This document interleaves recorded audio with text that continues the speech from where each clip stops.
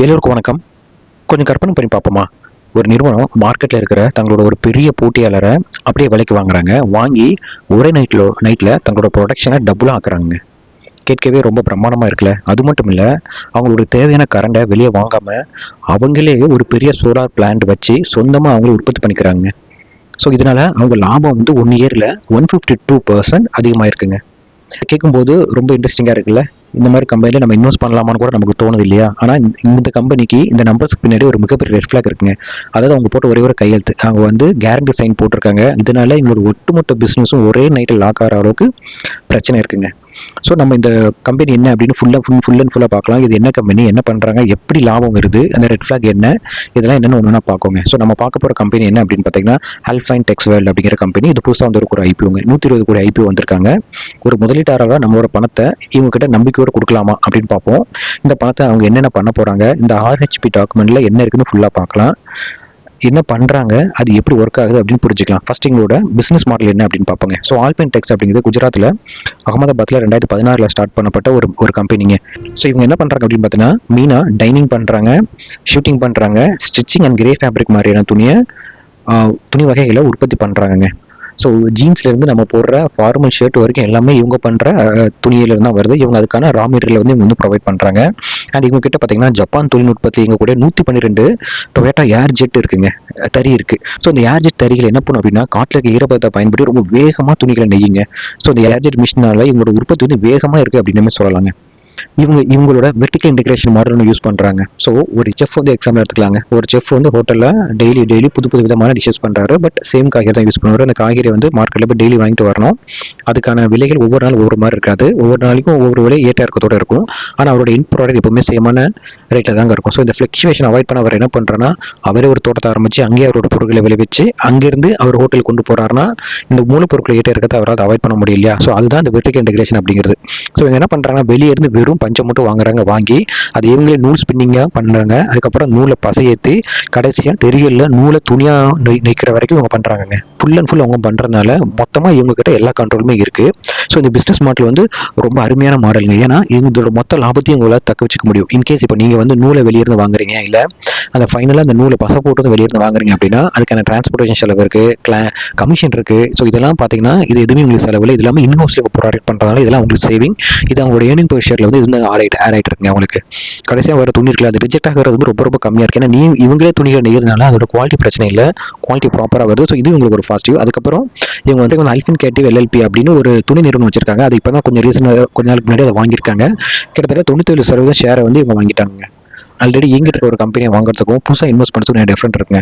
இப்போ நீங்கள் புதுசாக இன்வெஸ்ட் பண்ணால் ஒரு லேண்ட் எடுக்கணும், அதுக்காக புது மிஷின் வாங்கணும், எல்லாமே செட்டப் பண்ணணும். அண்ட் உங்களோட பணம் மொத்தமாக பார்த்தீங்கன்னா ஒரு 2 to 3 years முடங்கி போயிடும்.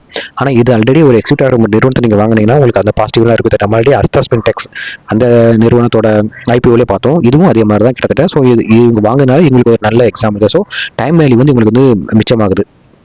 இவங்க ஆல்ரெடி பார்த்தீங்கன்னா 112 ஏர் ஜெட் ஜப்பான் பேஸ்டு தறிகளை வச்சிருக்காங்க. பட் இந்த துணை நிறுவனத்தில் பார்த்தீங்கன்னா 72 ஏர் ஜெட் தறிகள் இருக்குங்க. ஸோ இவங்க வாங்கின அடுத்த நாள்ல இருந்தே எந்த வெயிட்டிங்குமே இல்லாமல் ஒரே நைட்டில் இவங்களோட மொத்த ப்ராடக்ட்டும் பார்த்தீங்கன்னா வருஷத்துக்கு 96 லட்சம் மீட்டராக அதிகரிச்சிருக்குங்க. இவங்க உற்பத்தி பண்ணுற ப்ராடக்ட் இது மிகப்பெரிய அளவுங்க. இது வந்து ஒரு பெரிய மாஸ்டர் ஸ்ட்ரோக் அப்படின்னே சொல்லலாம். ஸோ ஆனால் இந்த ஜவுளித்துறையில் பார்த்தீங்கன்னா நீங்கள் வந்து வெறும் துணிகளை மட்டும் இருந்தால் உங்களால் லாபம் பார்க்க முடியாதுங்க. அந்த மின்சார தேவை உங்களுக்கு அவ்வளோ அதிகம் இருக்குது. ஸோ அந்த மின்சார தேவை இவங்க எப்படி பூர்த்தி பண்ணிட்டாங்க நம்ம பார்க்கணும். ஸோ அதுக்கும் இவங்க ஒரு செக்மேட் வச்சிருக்காங்க. என்ன பண்ணுறாங்க, இவங்ககிட்ட 10.3 மெகாவாட் திறன் கொண்ட சோலார் பவர் பிளான்ட் இவங்க சொந்தமாக வச்சிருக்காங்க. ஸோ டெக்ஸ்டைல் இண்டஸ்ட்ரியில் ரா மெட்டீரியலுக்கு அப்புறமா அதிக செலவு எங்கேருந்து வருதுன்னா கரண்ட்ல இருந்தாங்க வருது. ஏன் அப்படின்னு பார்த்தீங்கன்னா 24/7 இவங்களோட அந்த ஏர் ஜெட்டாக இருக்கட்டும், இல்லை எந்த ஒரு தறியும் ஓடிக்கிட்டே இருக்கணும். ஸோ அதனால அது வந்து பவரை வந்து அந்த அளவுக்கு கரைக்குங்க. ஸோ அதை வந்து இவங்க எந்த அளவுக்கு யூட்டிலைஸ் பண்ணுறாங்களோ அந்த அளவுக்கு மிச்சமாகும். ஸோ இவங்களை வந்து 10.3 மெகாவால்ட் சோலார்னால நிறைய கரண்ட் மிச்சமாகுது. ஸோ நெக்ஸ்ட் 20 இயர்ஸ்க்கு கரண்ட் பில்லை பற்றி கவலையே இல்லைங்க இவங்களுக்கு. ஸோ அந்த அளவுக்கு அது உங்களுக்கு கை கொடுத்துருக்குங்க. ஸோ இப்படி இவங்க செலவு குறைச்சி இவங்களோட அது எப்படி இவங்களோட பேலன்ஸ் ஷீட்டில் லாபமாக மாற்றிருக்காங்க. ஃபைனான்ஸை பார்த்தா தான் தெரியும். ஸோ நம்பர்ஸை பார்க்கலாம். 2026 மட்டும் இவங்களோட மொத்த வரவு பார்த்தீங்கன்னா 47% அதிகமாக இருக்குங்க. 342 கோடி. இது 47% சேல்ஸ் ஏறி இருக்கு. பேட் பார்த்தீங்கன்னா 152% வளர்ந்துருக்குங்க. 21.72 கோடி. இது நம்ம ஆல்ரெடி பழைய கம்பெனியில் கூட பார்த்துருக்கோம். அதாவது வருமானம் வந்து 47%, பட் லாபம் 158%. இது எப்படி சாட்சி அப்படின்னு பார்த்தீங்கன்னா, இதுதான் இவங்களோட வெர்டிக்கல் அதுலேருந்து வந்தது. அப்புறம் சோலார் பேனல், இந்த ரெண்டுலேருந்து வந்த லாபம் தாங்க இது. இவங்க செலவு கம்மி பண்ணியிருக்காங்க, அதனால இவங்களோட லாபத்தோட வேகம் பன்மடங்கு அதிகமாக இருக்குங்க. அண்ட் இதை தாண்டி நம்ம முக்கியமாக பார்க்க வேண்டிய 2 விஷயம் இருக்குது. ஒன்று வந்து ROE, இன்னொன்று வந்து ROC. இந்த கம்பெனியில் நம்ம பார்க்க வேண்டியது ROI வந்து 33.85%, ROC வந்து 17.56%. ரொம்ப ஸ்ட்ராங்காக இருக்குங்க. ஸோ நம்ம ROI ஆல்ரெடி பார்த்துருக்கோம். ஒவ்வொரு 100 ரூபாய்க்கு 33 ரூபாய் லாபம் சம்பாதிச்சு கொடுத்துருக்காங்க. ஸோ 33 ரூபா அப்படிங்கிறது ரொம்ப சிறப்பான ஒரு மார்ஜினுங்க. அது ரொம்ப வரவேற்கப்பட வேண்டிய விஷயம் தாங்க. ஸோ இந்த IPOவில் இந்த நம்பரை வச்சு நம்ம இவங்க கேட்குற ப்ரைஸ் நியாயமா இல்லையா அப்படின்னு பார்க்கலாம். ஸோ 126.25 கோடி தாங்க இவங்க வந்து இந்த IPO வந்திருக்காங்க. ஃபுல்லாக ஃப்ரெஷ் இஷ்யூ. இது பிக் பாசிட்டிவ்ங்க. நம்ம பார்த்த எல்லாமே ரீசனாக பார்த்தல ஆஃபர் ஃபர்ஸ்ட் சைடில் விட்டாங்க. இவங்க ஃப்ரெஷ் இஷ்யூ விட்டுருக்காங்க. ஸோ எல்லாமே கம்பெனிக்கு தான் போகுது. ஸோ இதோட ப்ரைஸ் வந்து 100லேருந்து 105 ரூபா வச்சிருக்காங்க. நீங்க வந்து 1 லாட்டுக்கு 142 வாங்கணும். 14,910 நீங்க வந்து இன்வெஸ்ட் பண்ணுங்க. ஸோ 33% லாபம் சம்பாதிக்கிறதுக்கு 105 அப்படிங்கிறது ஒரு டீசென்டான பிரைஸ் தாங்க. ரொம்ப கம்மியும் இல்லை, ரொம்ப அதிகமில்லை, டீசெண்டாக பிரைஸ் வச்சிருக்காங்க அப்படின்னு சொல்லலாம். இப்போ நெக்ஸ்ட் IPO யூசேஜுங்க 126 கோடி கேட்டு வந்திருக்காங்க. இந்த 126 எப்படி பயன்படுத்த போறாங்க தான் நெக்ஸ்ட் மெயின் பிக்சர். ஸோ இந்த RHP ஆவணப்படி 32 கோடி வந்து யூனிட் 3 அப்படின்னு ஒரு புதுசாக ஒரு உற்பத்தி ஆலையை வந்து உருவாக்க போறாங்க. ஸோ அதுக்கு செலவு பண்றாங்க. ஸோ புது அடிகளை போட்டு உற்பத்தி பெருக்க போறாங்க. இது ஒரு நல்லது தாங்க. அண்ட் 52 கோடி IPOவில் 40%ங்க. ஸோ ஓல்டு டெப்ட்டுக்கு வந்து யூஸ் பண்ண போறாங்க. ஸோ இன்வெஸ்ட்மெண்ட்டை விட கடன் அடிக்க அதிகமாக யூஸ் பண்றாங்க. இது பாசிட்டிவா நெகட்டிவானு பார்த்தீங்கன்னா பாசிட்டிவ் தாங்க. ஏன்னா நீங்க உங்க கம்பெனியில் சம்பாதிக்கிற மொத்த பணத்தை இல்லை மொத்த லாபத்தில் நீங்க கடன் நிறைய வச்சிருந்தா கடனுக்கு வட்டி கட்டவே நிறைய செலவாகும் இல்லையா? ஸோ அதை குறைச்சிட்டாங்கன்னா இவங்களுடைய ஏர்னிங் பெர் ஷேர் தான் வளரும். ஏன்னா வட்டி கட்டுறதுக்கு பதிலாக அது எல்லாமே ஏர்னிங் பெர் ஷேர்ல ஆட் ஆகும். ஸோ இது நல்ல விஷயங்க அவங்க பண்றது. ஸோ ஒரு உற்பத்தியை பெருக்கி லாபம் பார்க்கறது ஒரு வழி, வட்டியை குறைச்சி செலவு கம்மி பண்ணி லாபம் பார்க்கறது இன்னொரு வழிங்க. இந்த ரெண்டுமே இவங்க ஒரே நேரத்தில் பண்றாங்க. இது ரொம்ப சிறப்பான ஸ்ட்ராட்டஜிங்க. ஸோ எல்லாம் கேட்க நல்லா தான் இருக்கு, நம்பர்ஸ் நல்லா இருக்கு, பிசினஸ் நல்லா இருக்கு, ரெட் ஃபிளாகே இல்லையா அப்படின்னு பார்த்தீங்கன்னா இருக்குங்க. ஸோ ரிஸ்க் என்ன நம்ம பார்த்துருவோம். எங்க பேலன்ஸ் ஷீட்டை பார்க்கும்போது ஒரு சந்தேகம் வந்துச்சுங்க. என்ன அப்படின்னு பார்த்தீங்கன்னா டெப்ட் டு ஈக்விட்டி ரேஷியோ வந்து 2.35% இருக்குங்க. ஸோ சொந்தமாக 1 ரூபா வச்சிருந்தாங்கன்னா அதுக்கு 2 ரூபா நீங்கள் கடன் வாங்குறீங்கன்னா எப்படி இருக்கும்? ரொம்ப ஆபத்தாக இருக்குங்க இது. ஸோ IPO வழியாக கொஞ்சம் கடன் அடைக்கிறாங்க, ஒரு 50 கோடி கொடுத்து அடைக்கிறாங்க. பட் ஸ்டில் 2.35 அப்படிங்கிறது ஏற்றுக்கொள்ள முடியாத டெப்ட் ரேஷியோங்க. ஸோ டெப்ட் ரேஷியோ 2க்கு மேலே இருந்தால் யாருமே அந்த பங்கை வாங்கவே மாட்டாங்க. இவங்க 2.35 வச்சு வராங்க. டெப்ட் ரேஷியோ 1:1.5 இருந்தால் தான் ஒரு சேஃப்ஸ்னு சொல்லுவாங்க. அதெல்லாம் தாண்டி போயிட்டு இருக்கு. ஸோ இவங்க மிஷினை வச்சு வாங்குற ஆக்சுவலாக டெக்ஸ்டைல் நிறைய செலவு இருக்குங்க. ஏன்னா இவங்க மிஷின் வாங்குறாங்க எல்லாமே சரிதான். பட் திடீர்னு RBI வந்து வட்டிக்கான ரேட்டை அதிகப்படுத்தினால முடிஞ்சு மொத்த இவங்களோட லாபமும் அடி வாங்கிருங்க. அந்த அளவில் ஒரு சிக்கலான இடத்துல இவங்க இருக்காங்க. ஸோ சேல்ஸை குறைஞ்சாலும் சரி, இவங்க சம்பாதிக்கிற லாபம் எல்லாமே வட்டி கட்டியே போயிருங்க. ஸோ ரொம்ப ரிஸ்க்காக இருக்குது. ஒருவேளை இன்கேஸ் இந்த கம்பெனி வாங்கினாலும் ஒவ்வொரு குவார்ட்டரும் உங்களோட டெப்ட் ரேஷியோ நீங்கள் பார்த்துட்டே இருக்கணும், குறையதா கூடுதா அப்படின்ட்டு. ஸோ இது ஒரு மிகப்பெரிய ரெட் ஃபிளாக் இந்த கம்பெனியில். அப்புறம் பார்த்தீங்கன்னா ரா மெட்டீரியல் ரேட்டுங்க. ஸோ இந்த ரா மெட்டீரியல் ரேட் வந்து எப்படி இருக்கும் நம்ம சொல்ல முடியாது. ஏன்னா இவங்க வாங்குறது வந்து ஒரு பருத்தி அப்படிங்கிற பஞ்சு வாங்குறாங்க. ஸோ இது வந்து பருவநிலையை பொறுத்து இருக்குது. திடீர்னு ரேட்டு குறையும், அது இவங்க கையில் இல்லை ஒன்று. ரெண்டாவது இந்த ஃபேப்ரிக் இருக்குல்ல, ஃபேப்ரிக் நூல் எல்லாமே ரா மெட்டீரியல் எல்லாமே க்ரூட் ஆயிலிருந்து வருது. ஸோ அது சர்வதேச சந்தையை பொறுத்து. ஸோ அங்கே ஒரு போர் வந்துச்சுன்னா இங்கே ரேட்டு வரும். ஸோ இந்த மாதிரி இன்டர்நேஷனல் லெவலில் உங்களுக்கு வந்து ஒரு இஷ்யூ இருக்குங்க. அது மட்டும் இல்லாமல் பங்களாதேஷ், வியட்நாம் வந்து டெக்ஸ்டைலே இப்போ அவங்க தான் நம்பர் 1ல இருக்காங்க. நம்ம ஆல்ரெடி பார்த்தோம் ஆஸ்தா டெக்ஸ்டைலே பார்த்தீங்கன்னா பங்களாதேஷுக்கு யூரோப்லேருந்து 2028 வரைக்குமே ஒரு ட்ரேட் ஃப்ரீ அக்ரிமெண்ட் இருக்குங்க. ஸோ அதை வச்சு அவங்க ஈஸியாக நிறைய ப்ராடக்ட் பண்ணிருக்காங்க. அது மிகப்பெரிய பாசிட்டிவ். 2028 வரைக்கும் நம்ம டெக்ஸ்டைல் நிறுவனம் ரொம்ப அடி வாங்குங்க. ஸோ அது உங்களுக்கு மிகப்பெரிய பாதிப்பாக இருக்குது. அப்புறம் பார்த்தீங்கன்னா இந்த IPO வரதுக்கு முன்னாடி வந்து இந்த கிறிஸ்டில் இவங்க ரேட்டிங் வந்து BB ஸ்டேபிளாக மாற்றிட்டாங்க. முன்னாடி BBB+ல இருந்து BB ஸ்டேபிளாக மாற்றிருக்காங்க. இது மிக மோசமான ஒரு விஷயங்க. ரேட்டை குறைச்சிருக்காங்க அப்படின்னா நம்ம அதையும் ரொம்ப கேர்ஃபுல்லாக பார்க்கணும். ஸோ இந்த மாதிரி ரெட் ஃபிளாக் அந்த கம்பெனியில் நிறைய இருக்குது.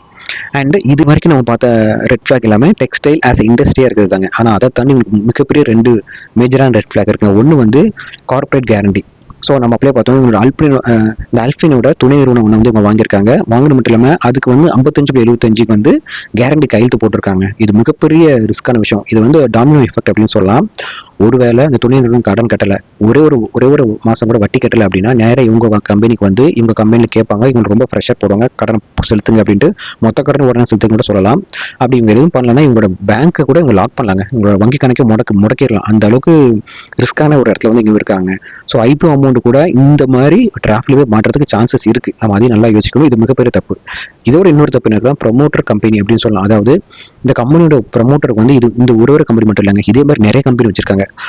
ஏரஃபா ஃபேஷன், அப்புறம் சமீரா ஃபேப்ரிக் பிரைவேட் கம்பெனி, எல்லாமே டெக்ஸ்டைல் செக்டார்லேயே வச்சிருக்காங்க. ஸோ இது வந்து கான்ஃப்ளிக்ட் ஆஃப் இன்ட்ரெஸ்ட் அப்படின்னு சொல்லலாம். இது எப்படி அப்படின்னு பார்த்தீங்கன்னா நீங்கள் சேம் ஹோட்டலுக்கு போங்க. நீங்கள் ஒரு ஹோட்டல் வச்சிருக்கீங்க, வீட்டில் ஒரு ஹோம் கிச்சன் வச்சிருக்கீங்க. ஒரு நல்ல ஆர்டர் வந்துச்சு அப்படின்னா நீங்கள் ஹோட்டல் வழியாக எடுத்தீங்கன்னா அங்கே நிறைய செலவு பண்ணணும், எல்லாரும் கணக்காட்டணும். அதே உங்கள் ஹோம் கிச்சனுக்கு வந்தீங்கன்னா நீங்களே எல்லாம் பண்ணிட்டு மொத்த லாபத்தை நீங்கள் ஒரு வேலை எடுத்துக்கலாம். ஸோ இது அந்த மாதிரி ஒரு விஷயம் தாங்க. இப்போ உங்கள் கம்பெனிக்கு வந்து பப்ளிக் லிஸ்ட் ஆனது இந்த கம்பெனி, பப்ளிக் லிஸ்ட் ஆகாமல் நீங்கள் 2-3 கம்பெனி வச்சிருக்கீங்க. இப்போ வந்து ஒரு ரிஸ்க்கான ஒரு ஆர்டர் வருதுன்னு வச்சுக்கோங்களேன், அது நீங்கள் என்ன பண்ணலாம், பப்ளிக் லிஸ்டான கம்பெனி கொடுக்கலாம், நஷ்டமானாலும் எல்லாத்தாலையும் கட்டிட்டு போயிடலாம். ஆனால் ஒரு ரொம்ப லாபம் வர்ற மாதிரி ஒரு கம்பெனி வருது, ஒரு ஒரு ஆர்டர் வருது அப்படின்னா நீங்கள் வந்து ப்ரைவேட்டாக வச்சிருக்க கம்பெனி எடுத்து நிறைய லாபத்தை நீங்கள் எடுத்துக்கலாம். ஸோ இந்த மாதிரி ரிஸ்க் ரொம்ப ரொம்ப அதிகமாக இருங்க. ஸோ இதை நம்ம வந்து இது வந்து அந்த கம்பெனியோட நண்பன் தம்பி வந்து கேள்வி எழுப்புதுங்க. ஸோ இந்த மாதிரி அவங்க இருக்கக்கூடாது. ஸோ இந்த மாதிரி நிறுவனத்தில் பொதுவாக நிறைய பேர் இன்வெஸ்ட் பண்ண மாட்டாங்க. ஸோ இப்படிப்பட்ட ரெட் ஃபிளாக் இந்த கம்பெனியில் இருக்குங்க. ஸோ இவ்வளோ தாங்க அந்த கம்பெனி. நிறைய பாசிட்டிவ் இருக்குது, நிறைய நெகட்டிவ் இருக்குது இந்த கம்பெனி. ஸோ ஃபைனலாக என்ன கேட்டிங்கன்னா 152% லாபம் வந்து வச்சிருக்காங்க இந்த கம்பெனி. ஸோ வெர்டிகல் இன்டெகிரேஷன் வச்சிருக்காங்க. அது ரொம்ப பயங்கரமான ஒரு போர்ட்ஃபோலியோ பயங்கரமாக பில்ட் பண்ணிட்டு இருக்காங்க. 96 லட்சம் மீட்டர் உற்பத்தி திறனை வந்து அதிகப்படுத்திருக்காங்க. அதுக்கப்புறம் 10.3 மெகாவோல்ட் சோலார் பிளான்ட் வச்சிருக்காங்க. இது எல்லாமே உங்களோட பாசிட்டிவ்ங்க. நெகட்டிவ்னு பார்த்தீங்கன்னா 2.35 டெப்ட்டுங்க. டெப்ட் ரேஷியோ ரொம்ப ரொம்ப அதிகம். இந்த மாதிரி கடன் யாரும் அந்த கம்பெனி வாங்க கூட மாட்டாங்க. அதுக்கப்புறம் பார்த்தீங்கன்னா சர்வதேச போட்டி இருக்குது. பங்களாதேஷ் கூட இருக்குது, வியட்நாம் கூட இருக்குது. அந்த க்ரூட் ஆயில் ரிஸ்க் கூட எங்களுக்கு இருக்குங்க. அப்புறம் 55 கோடி வந்து அந்த கார்பரேட் கேரண்டி கையெழுத்து போட்டிருக்காங்க. அதுவும் மிகப்பெரிய ரிஸ்க் ஃபேக்டர் தான் இருக்குது. கரெக்டாக வந்து கான்ஃப்ளிக்ட் ஆஃப் இன்ட்ரெஸ்ட் அதுலேயும் இருக்காங்க. இப்போ தான் அவங்க ரேட்டிங் வர குறைச்சிருக்காங்க, பிபி ஸ்டேபிள் அப்படின்ட்டு. ஸோ இந்த மாதிரி நிறைய ரெட் ஃபிளாக் இருக்குங்க. ஸோ நம்ம இந்த ஆஸ்தா டெக்ஸ்டைல் ஒரு கம்பெனி, ஆஸ்தா ஸ்பின்ஸ்டெக் அந்த கம்பெனியோட ஐபிஓ ரிவ்யூ பண்ணியிருப்போம். கிட்டத்தட்ட அதுவும் சேம், ரெண்டுமே டெக்ஸ்டைல் செக்டர் தான் இருக்கு. நீங்கள் அதை கூட பாருங்க, இன்னும் கிளாரிட்டி கிடைக்கும். ஏன்னா அது நான் அவ்வளோ டீப்பாக சொல்லியிருப்பேன். இந்த கம்பெனியில் வந்து அந்த அளவுக்கு ஒர்த்து அதனால நான் சொல்லலை. ஸோ ஃபைனலாக என்ன கேட்டிங்கன்னா இந்த கம்பெனியில் வந்து அப்ளை பண்ண போகிறதே இல்லைங்க. ஏன்னா இவ்வளோ ரெட் ஃபிளாக் வச்சிருக்க ஒரு கம்பெனி நம்ம எதுக்கு போகணும்? நமக்கு 1008 கம்பெனி இருக்குது இந்த ஷேர் மார்க்கெட்டில். அதில் ஏதோ ஒரு கம்பெனி சூஸ் பண்ணிட்டு போயிடலாம். இப்போ நம்ம கஷ்டப்பட்டு சம்பாரிச்ச பணத்தை இந்த மாதிரி ரிஸ்க் இருக்க இடத்துல நம்ம ஏன் முதலீட்டு பண்ணணும்? ஸோ என்னோட கேள்வி அதுதான். ஷேர் மார்க்கெட்டில் ஒவ்வொரு ஸ்டாக் இருக்குங்க, ஆயிரக்கணக்கான ஸ்டாக் இருக்குது. அதில் ஏதோ நல்ல ஸ்டாக் நம்ம இன்வெஸ்ட் பண்ணிட்டு போகலாங்க. அண்ட் இப்போ நம்ம ரிவ்யூ பண்ணியிருக்கோம், அந்த நம்ம ரிவ்யூ படி அந்த கம்பெனி லிஸ்ட் ஆகணும் அவசியம் இல்லை. இந்த ஆஸ்தா ஸ்பின்டெக்ஸ் வந்து சூப்பர் கம்பெனி தாங்க. இன்னைக்கு வந்து பார்த்தீங்கன்னா அப்பர் சைக்கிள் அடிச்சிருக்க அந்த கம்பெனி, ஏன்னா புது ஆர்டர் வந்துருக்குன்ட்டு அது ஒரு நல்ல கம்பெனி தான். ஆனால் அதே லிஸ்ட் ஆகும்போது கம்மியான ரேட்டுக்கு தான் லிஸ்ட் ஆச்சு அண்ட் ரொம்ப கீழே போச்சு. இப்போ தான் லிஸ்டிங் ப்ரைஸுக்கே வந்திருக்கு. ஸோ இந்த கம்பெனி எனக்கு எப்படி வரும்னு சொல்ல முடியாதுங்க. ஒருவேளை அதிகமாக லிஸ்ட் ஆகலாம், அதுக்கப்புறம் குறைஞ்ச லிஸ்ட் ஆகி மேலே போகலாம். பட் ஒரு கம்பெனியோட பேக்ரவுண்டை பார்த்துட்டு இது நமக்கு வேணுமா வேண்டாம் நம்ம டிசைட் பண்ணுவோங்க. அதோட ஷார்ட் டேர்ம் ஃப்ளக்சுவேஷனை பார்த்து நம்ம டிசைடே பண்ணக்கூடாது. என்னோட போர்ட்ஃபோலியோ ஒரு கம்பெனி இருக்குன்னா என்னென்ன கிரைட்டீரியா இருக்குன்னு நான் வச்சிருக்கேன். அதுபடி இது வந்து என்னோட போர்ட்ஃபோலியோ இருக்கக்கூடாது நான் முடிவு எடுக்கிறேங்க. ஸோ நீங்கள் உங்களோட அட்வைசரை கான்டாக்ட் பண்ணி ஒரு நல்ல முடிவு எடுங்க. அண்ட் நான் போன வீடியோவில் சொன்னது தான், அந்த ஆஸ்தா ஸ்பின்டெக்ல சொன்ன மாதிரி தான் இவங்க சோலாரை வச்சு நிறைய பணம் சேமிக்கிறாங்க. திடீர்னு நாளைக்கு அந்த சோலார் ஏதாவது பிரச்சனை வருது, வெப்பநிலை மாற்றம் ஏற்படுதுன்னா அதெல்லாம் அந்த லாபம் அவங்களுக்கு வந்து நஷ்டமாக தான் முடியும்.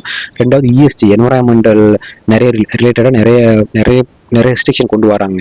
ஸோ அதனால இந்த மாதிரி டெக்ஸ்டைல் நிறுவனத்துக்கு வந்து நிறைய பாதிப்பு ஏற்படும். ஸோ அதை அவாய்ட் பண்ணுறதுக்கு இவங்க ஏதாவது பண்ண சொன்னாங்கன்னா அதுவும் எங்களுக்கு வந்து நிறைய செலவு ஏற்படுத்தும். ஸோ இந்த மாதிரி இந்த ரிஸ்க்கும் இந்த கம்பெனியில் இருக்குங்க, அதை நீங்கள் பார்த்துக்கோங்க. இவ்வளோ நேரம் உங்களோட டைம் என்னோட ஸ்பெண்ட் பண்ணதுக்கு ரொம்ப நன்றி. வணக்கம்.